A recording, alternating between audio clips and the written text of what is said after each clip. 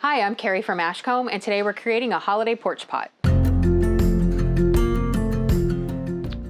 You might have some containers sitting around from spring and summer that already have some soil in them, so that might be a good place to start to make your holiday porch pot. If you're doing an inside container or something smaller, you may want to use the block of Oasis. You soak this in water for about an hour, and it does stay moist, and it'll keep your branches moist throughout the season.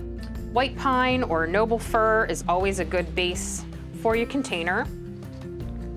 It adds height and texture. And when you're creating your container, you can think about if it's going to be seen from all sides, or if you're putting it up against a wall or your garage. Maybe it wants to be tall in the back and a little bit shorter in the front. Magnolia leaves are pretty. They add some different contrasts of texture and colors.